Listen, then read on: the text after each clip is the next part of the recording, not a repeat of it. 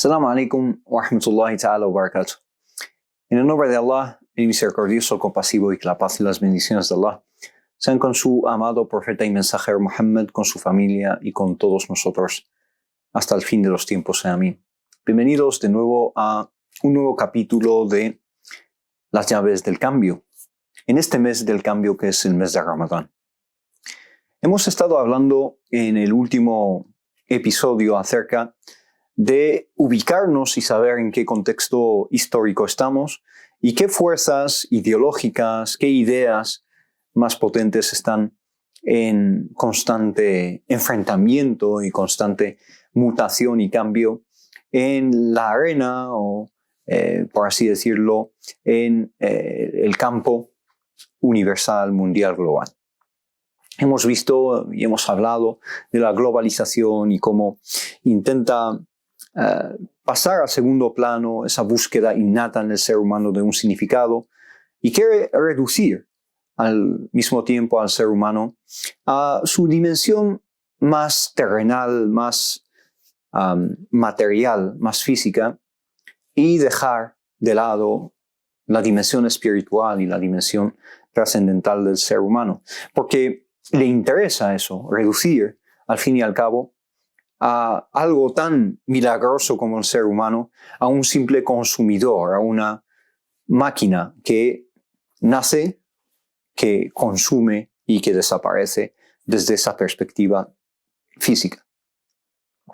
Y hemos dicho que la búsqueda del conocimiento de quiénes somos, el significado de nuestra existencia, es inseparable del ser humano, que es muy difícil imaginarnos a un ser humano que deje totalmente de lado esas grandes preguntas, ¿no? Lo que se llama en inglés the big questions, de quién soy, de dónde vengo, a dónde voy, qué soy, qué hago aquí, ¿no? En este mundo. ¿Cuál es la finalidad de mi existencia, el significado de mi vida, el propósito de mi experiencia mundanal como ser humano? El Islam arroja luz acerca de estas grandes cuestiones, estas preguntas esenciales, existenciales del ser humano. Quizá si yo pregunto a una persona cualquiera en la calle ¿quién eres?, ¿no? Esa pregunta acerca de su identidad me va a quizás sacar su documento de identidad y ahí cree que está contenida toda la información, su nombre, su apellido, quizás su dirección, su lugar de procedencia, su fecha de nacimiento, esos datos, esa información acerca de lo más elemental de lo que él considera como su identidad. Pero la pregunta que estamos haciendo de quién eres va mucho más allá de esos datos circunstanciales, datos que tú no has elegido tu nombre. Yo al menos no he elegido el mío. Ha sido mi abuelo en este caso, o mi padre, o mi madre, o cualquier persona de la familia que le ha gustado por algún motivo, por la musicalidad del nombre, esa palabra que me ha asignado como nombre, ¿no? Tampoco he elegido mi fecha de nacimiento, no he elegido nada de esos elementos que configuran lo que yo considero como mi identidad o parte de mi identidad, la base de mi identidad, ¿no?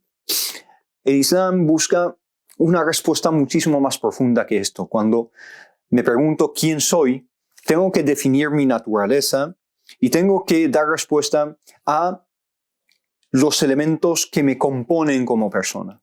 El Corán, en las suras, los capítulos más iniciales, primordiales, son iniciales porque empiezan asentando los cimientos de la visión islámica de la existencia del ser humano, del universo y nuestra relación con el Creador. Esos capítulos que se llaman mequíes en la Meca, cuando el profeta Muhammad sallallahu alaihi wasallam aún estaba pavimentando el camino para la comunidad musulmana, para que tenga una cohesión y una visión en común de su existencia y su identidad y cómo ve la realidad y el mundo y su relación con Allah subhanahu wa ta'ala.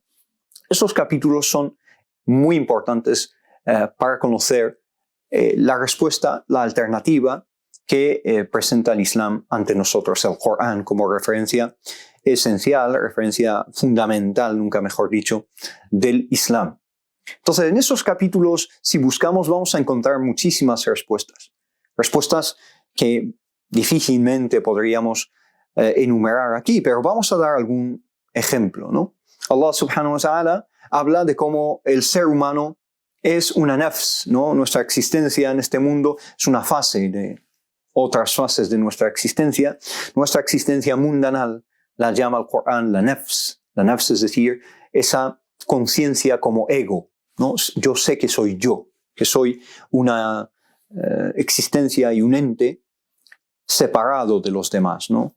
A partir de una, digamos, un momento, un punto dado de mi infancia, me empiezo a concebir a mí mismo como un ente separado de mis padres, separado de otras personas de mi entorno, separado incluso del espacio que me rodea. Eso aún no lo tengo desarrollado como bebé, pero a partir de un punto de la infancia empiezo a tener esa conciencia. Entonces, ¿la nafs qué es? La nafs es una composición, es un conglomerado de dos elementos aparentemente contradictorios. Un elemento físico, que es un elemento terrenal, que es el cuerpo, la materia de la que estoy hecho, materia orgánica de la que mi cuerpo está compuesto, y ese cuerpo compuesto de diferentes partes, ¿no? Y diferentes sistemas, el sistema digestivo, el sistema respiratorio, el sistema cardiovascular, el sistema nervioso central, etcétera, etcétera. Y además de ese hardware, ¿no? Utilizando un lenguaje informático, ese hardware, tenemos un software que sería el espíritu, lo que se llama ruh. Tenemos el jism o el badan, que es el cuerpo, con su naturaleza física terrenal. Tenemos otro componente que es el ruh, que incluso hoy en día están reconociendo de una forma cada vez más extendida dentro de los círculos científicos. Eso sí, no están dispuestos a llamarlo espíritu, sino que lo llaman conciencia. No sé lo que es, no saben lo que es, no hay una definición para lo que es eso, porque se escapa a las definiciones. ¿Por qué el ser humano es consciente de su yo, de sí mismo? ¿Por qué? El único ser del que tenemos constancia que tiene esa conciencia y se plantea estas grandes preguntas acerca del significado de su existencia. Entonces, la ciencia, desde un punto de vista materialista, naturalista, no ha podido dar respuesta y no ha encontrado una definición satisfactoria a lo que es la conciencia, a lo que nosotros llamamos ruh, en cierto sentido. Esta composición aparentemente decía que es contradictoria, que es como ¿no? unir y mezclar agua con aceite, pero Allah subhanahu wa ta'ala hace que elementos contradictorios aparentemente formen un yo coherente hasta cierto punto, ¿no? Especialmente coherente si se tiene un entendimiento correcto de ello. Allah subhanahu wa ta'ala habla de cómo nos ha creado y de los procesos de nuestra creación, las diferentes fases por las que hemos pasado. Incluso habla de unas fases fetales, unas fases anteriores a nuestro nacimiento. Habla de la concepción del ser humano, la fertilización, y habla de esas fases de nutfa, de mudra, de alaqa, ¿no? Diferentes fases por las que pasa el embrión hasta convertirse en un feto y ya tener unos rasgos delimitados y reconocibles de ser humano. Y luego llega la gran transformación, que es el paso de un mundo visceral, por así decirlo, dentro del cuerpo de la madre al mundo exterior y la percepción de la realidad en el mundo en el que nos movemos. Pero el Corán no es un libro de embriología, no tiene pretensiones de darnos teorías embriológicas, sino que más allá de las fases y las descripciones del ser humano en esas diferentes fases, lo que busca el Corán es que reflexionemos acerca de dónde venimos. Y el ver de dónde venimos nos da una visión más clara de quiénes somos. Allah subhanahu wa ta'ala dice en el Corán: Inna khalaqna al-insana min nutfatin amshajin. Hemos creado al ser humano a partir de un embrión. Nutfa es la parte o la fase más primitiva del desarrollo del embrión, ¿no? Amshaj, que está compuesta por diferentes elementos en constante transformación. Nabtalihi, y lo pone a prueba Allah subhanahu wa ta'ala. Ya a partir de ese momento estamos puestos a prueba, pero especialmente una vez que llegamos al mundo, este mundo es una puesta a prueba, a ver de qué estamos hechos, ¿no? Si vamos a superar este examen que es la vida, o vamos a sucumbir y vamos a caer. Nabtali, ibtila. Por eso la vida se llama Darul Ibtila, que es la morada de la puesta a prueba de los exámenes a los que nos somete Allah subhanahu wa ta'ala. Algunos superamos esos exámenes con cierto éxito, otros no tanto, ¿no? Nabtalihi faja'alnahu sami'an basira. Dice Allah subhanahu wa ta'ala, le hemos hecho capaz de oír y capaz de ver, es decir, nos ha dotado de los sentidos a través de los cuales percibimos el mundo. Entonces, tu identidad, a partir de esta visión coránica, Allah subhanahu wa ta'ala habla en primera persona que Él es tu creador y Él es el que te ha dado esas facultades y esas capacidades y esos mecanismos a través de los cuales percibes, procesas, analizas, aprendes.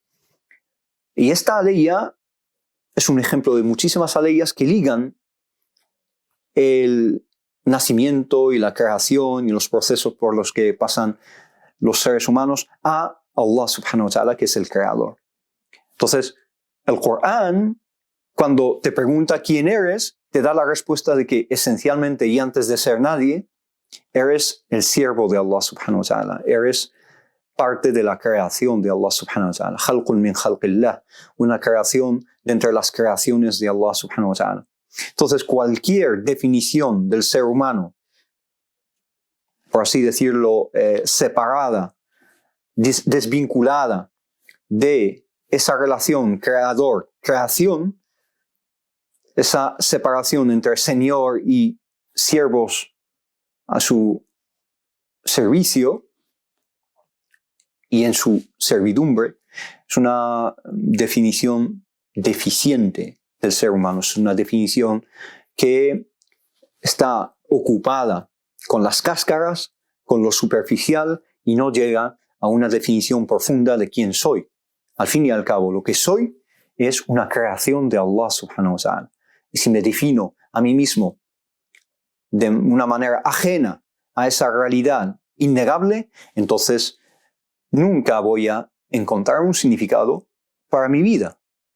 Nunca voy a encontrar un significado para la existencia y para el propósito por el cual he sido creado. Que ya hemos hablado de una forma, por así decirlo, separada en diferentes capítulos que hemos cubierto hasta el momento, de la noción de ibada, la noción de servidumbre a Allah subhanahu wa ta'ala, y como el Islam la ha abierto y la ha expandido a todos los aspectos de nuestra existencia, y no la ha delimitado y circunscrito solamente a la mezquita o a la iglesia o a la sinagoga o al templo X o el templo Y, sino que la ha abierto a todos los aspectos de nuestra vida. Cualquier acción con una buena intención, una acción lícita, con una honestidad y una sinceridad y una intención adecuada, se convierte automáticamente, islámicamente, en un acto de adoración. Desde el círculo laboral hasta el círculo educacional, hasta el círculo académico, hasta el círculo doméstico, conyugal, etcétera, etcétera. es un acto de ibadah. Cualquier acto que se mueva en todos los círculos y las esferas de nuestra existencia se convierte en un acto de ibadah. De esto tenemos que hablar, del cambio en el mes de Ramadán en nuestra percepción de nosotros mismos como seres humanos. El cambio empieza ahí. Si no nos definimos en esa relación de subordinación a Allah subhanahu wa ta'ala, entonces cualquier otro cambio carece de significado y sentido. Y el cambio se inicia en el mes de Ramadán sobre todo. Es el mes de la reflexión, el mes de la fitra, ¿no?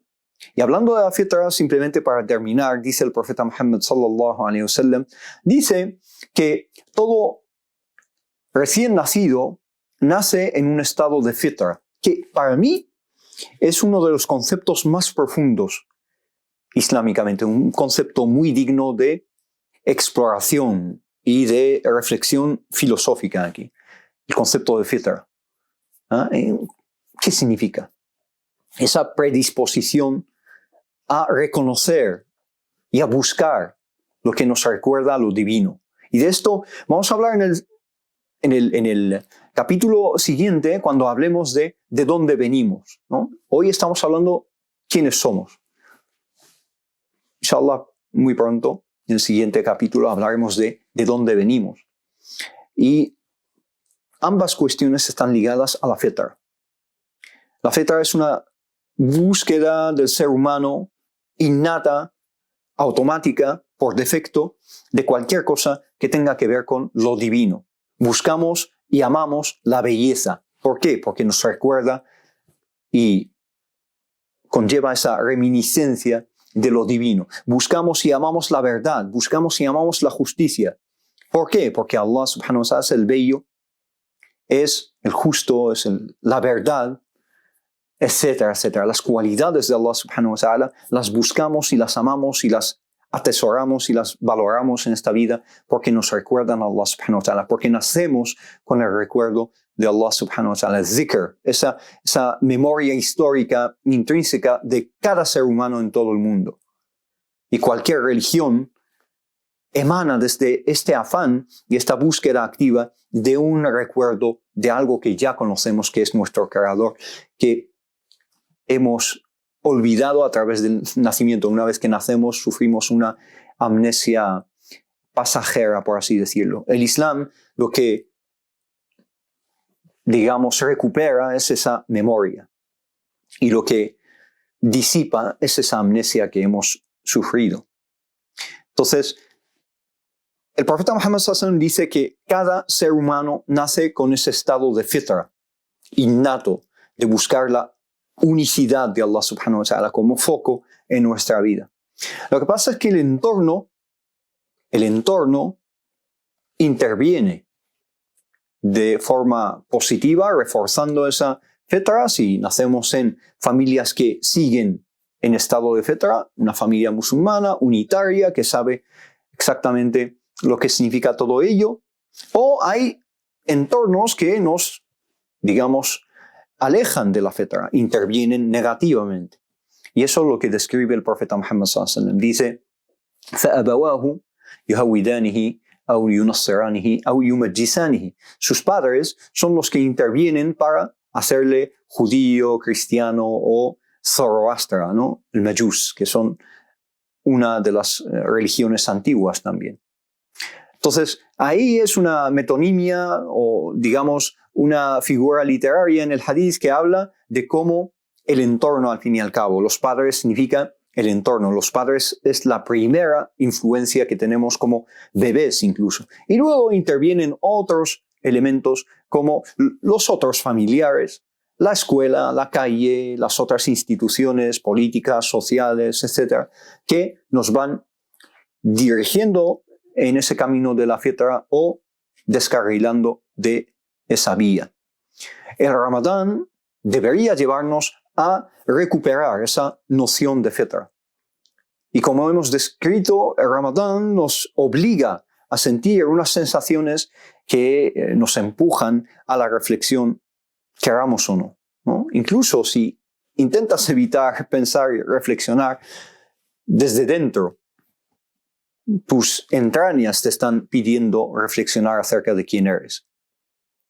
Y es tremendamente llamativo que una persona pase por el túnel de Ramadán sin haber sufrido un lavado y una purificación que le lleva a una visión fresca y una visión refrescante de quién es y de dónde quiere llegar. Entonces esto es lo que queríamos tratar hoy, de cómo el mes de Ramadán recupera esta visión de la naturaleza humana, contesta a la cuestión de quiénes somos y sobre todo también el Ramadán y el Islam en general nos indica quiénes no somos, quiénes no deberíamos ser, quiénes no queremos ser. Y de esto, inshallah, vamos a hablar en capítulos siguientes, bi'idhnillah ta'ala, cuando hablemos de estas influencias externas que a veces nos dan una visión ficticia o errónea de nuestra identidad como personas. Así que seguidnos en las llaves del cambio en este mes de Ramadán y muchísimas gracias por vuestro tiempo y vuestra atención. Wassalamu alaikum wa rahmatullahi ta'ala wa barakatuh. Que la paz y las bendiciones de Allah sean con todos vosotros.